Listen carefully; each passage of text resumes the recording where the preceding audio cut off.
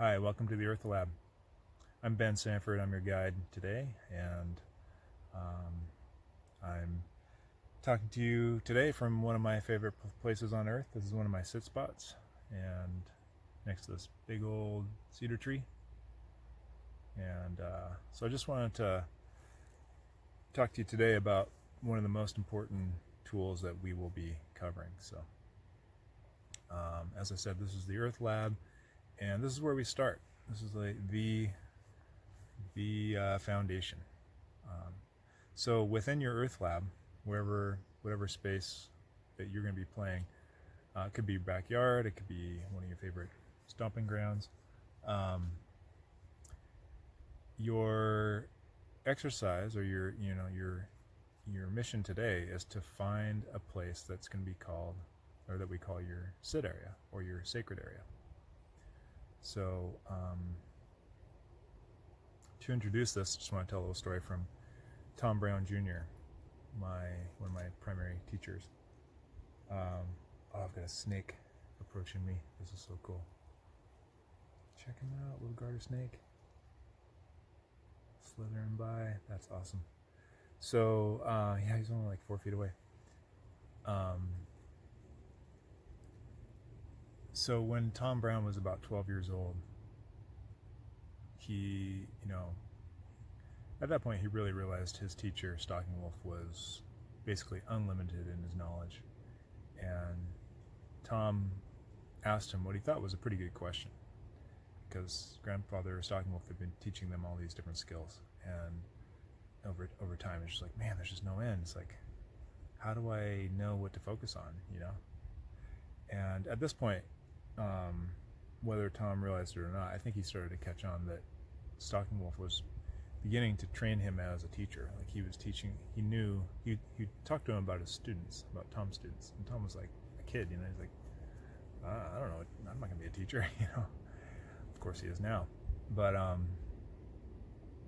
so Stalking Wolf, or Tom one day asked Stalking Wolf, he's like, grandfather, if you could only teach one thing, what would it be? Good question, right? And grandfather, without skipping a beat, looks at him and says, tell your students to go to their sacred area every morning and every night. Period. The end. So, and this is a practice that Tom had been doing since he was, met grandfather when he's 7 years old. And I would have probably not, but it's possible that he took it for granted, and it was just one of those assumed routines. And to think of something so simple as being the most powerful teaching of all the amazing skills that grandfather could teach. So I remember when I first heard that story, it really left an impression on me, because I'd struggled with getting to, or really having a sit spot and really, owning that practice. And it changed for me. Something about it shifted when I realized the simplicity of it. That if I did that one thing, I would eventually, of course it would take work besides that, but I would tap into every other skill. I would learn everything else I need to know about being a primal human. So, I want to talk about the sit spot, and some of you have probably heard about it or know of it, but I want to take it a little bit deeper perhaps and just make it a little more accessible for you. And again, it's something that you'll develop a relationship with, and it will vary over time. So your sit spot you could think of it as your little temple of the earth, right? It's a little tiny, grandfather Stalking Wolf called it a sacred area, or a sacred place, a place that you enter with respect and that you hold close and cherish. Now, that said, it doesn't have to be a magical spot, it doesn't have to be like the most beautiful, epic place in creation. It can actually be a pretty simple, accessible, has to be accessible place. Probably the most important thing to know about a sit spot actually is it needs to be a place you will go to. It needs to be accessible for you, easy to get to, and a place that you want to visit.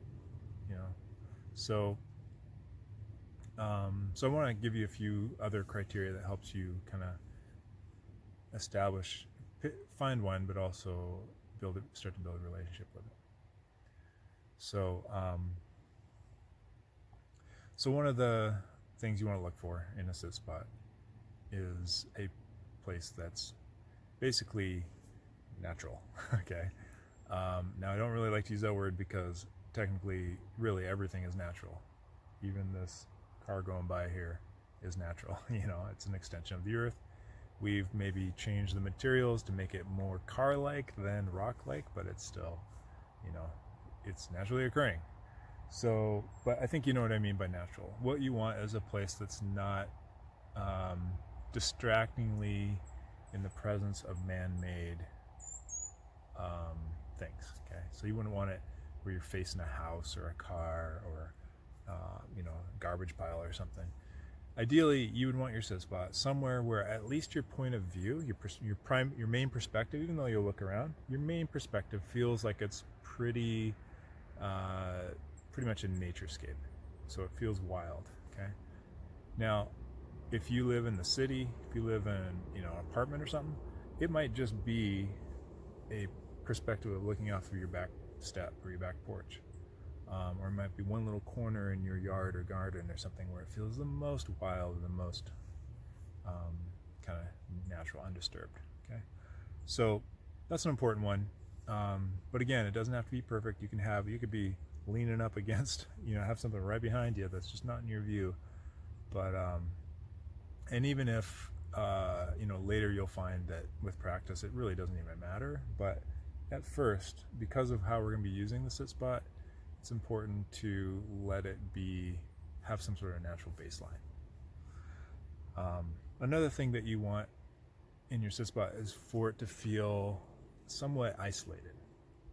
Now, not separated like but isolated like you're alone. You want to have a sense of being alone. So if you're sitting there on your porch and your neighbor's sitting on their porch and they're just going to be chatting at you while you're sitting there trying to listen to the birds or whatever, probably not isolated enough. You may want to either use some body language and turn away, or position your chair in a way that doesn't invite that, or just find a place that's a little more isolated and remote. So along with that, having a place or a spot, and it can be very small too, a spot that's hidden brings up a certain kind of childlike wonder, and kind of this game starts to play, this little kind of cozy fun game, like you can disappear into this little world, and that's really a feeling you want to generate. So a hidden little spot, and when we're training with kids, we often call it a secret spot, because it brings up like this hidden, it's mine, I'm the only one in the world that knows about it kind of feeling, because that you're going to develop a unique relationship when you have that, when it's just raw wild nature, and then you are at first a visitor but become part of that story. So again, it doesn't actually have to be far or anything like that. So it should also feel safe. You want to be comfortable and safe there. You don't want to be at a place that's really hard to get to or challenging, like the other side of the creek where you have to walk across a log, and you don't really want to do it at night because it's dangerous. You want to make it like super easy to get to. Okay, you want to be able to get there in your worst mood or on your worst day, or even if you're not feeling very good or you're tired or you only have a few minutes. That's your sit spot. You want it at hand. So it doesn't have to be very big. The space itself, as long as you fit into it, and you just have a few little plants around you or something, or you're leaning up against a tree, great. It could have a natural boundary, like the way I'm sitting here at my sit spot. Actually, I'll just give you, if I can, I don't think I can switch screens, but at my sit spot I have this, the way the branches come down from the tree creates kind of this natural barrier, but it's, for me, something I like is that I can still see through that barrier in a sense, so it's kind of filtered. Yeah, it's from the outside, it's really hard to see in, so I feel kind of that cozy, kind of hidden feeling. But I can still see farther out when I want to, or if I need to, I'm feeling a little more withdrawn or internal, my focus can easily be contained in here and not be distracted by whatever's going on out there. So, what else? So yeah, it doesn't have to be big. And you'll notice that you just kind of establish the size over time. You'll just kind of realize, yeah, this is my sit spot. This is how big it is. You want to be aware of what's going on around you, behind you, above you, even below you. I've had mice when I first, actually it was the spot when I first was sitting here after a few months. One day I feel this like little scurrying under me, this like poking. I'm like, what the heck? And this mouse pops out, had finally gotten used to me being there. Was just like, okay, fine, dude, if you're not going to figure this out. So it rerouted, but you want to be paying attention to what's below you as well. You want it to be safe. It needs to be safe in terms of plant hazards. You wouldn't want to do it in the middle of a poison ivy patch, or maybe stinging nettles if you know them really well. But you should be able to get out there at different qualities of light and weather, so you want it to be safe and comfortable, and easy to get to. So let's see. It's nice to have some sort of natural cover. Not all environments provide that, but if you do, I've got this giant cedar tree behind me, which lets me sit out here in the rain with very little disturbance because I get the cover from the trees. But there's also rain gear and stuff, so it's not something you want to build. You wouldn't necessarily want to build a little shack, although I guess that's an option. You can make a little fort. It could have a little camp even, but again, comfort, sense of wild, and isolation. And the last one, which is also the first one I mentioned, just in case you didn't hear it, make sure it's easy to get to. You want something that's just foolproof. You can get to it in the dark, again, in different weather, in the snow, think about it. And even though it's easy to get to, here's another thing to consider with your sit spot is you want it to be, or you want to take your time approaching it. So if you have the time, if you're not just like trying to run out there before you go to work or something, which is a great thing to do, but if you have the times, it's your day off or the weekend or something, you want to play with approaching your sit spot very slowly sometimes. And we'll be doing that in some future exercises, but be mindful about how you approach it. So you may have a main trail that you come in, and part of that is because imagine that your sit spot is a pond, just a calm pond, and you are a rock, and you throw the rock into the pond, and it creates this ripple. It breaks up the surface, and imagine it's a calm pond, right? And it's reflecting all of the area around it perfectly, like a mirror. And you throw that rock in there, and it shatters that picture, and it disturbs it, and it takes a while for all those waves to calm down and all that stuff. So essentially, you are walking into an environment that is actually also someone else's home, many other things' home. It's the home of the plants and the animals and insects and everyone that's there all the rest of the time that you're not there. So it's kind of a respectful thing to approach it in a certain way that you don't disrupt everything, and you don't chase away all the birds and squirrels and so you want to notice what's going on there as you approach it, and be kind of mindful and be respectful. So you want to approach it with ease, and you want to sit still there. You want to be quiet and calm and not fidgeting around. So you want to be comfortable and not just burying yourself in a journal or a book or something. You want to look around. So, which brings me to, what do you do there? What is this thing for? So at first, the first layer, how you're going to be using this first time, is just to get to know it. You're just going to start to observe what's going on around you. This may be a place that you've known about. In fact, when I mentioned a sit spot, you might have even gone, oh, I know where I'm going to go. There's that cool stump or whatever.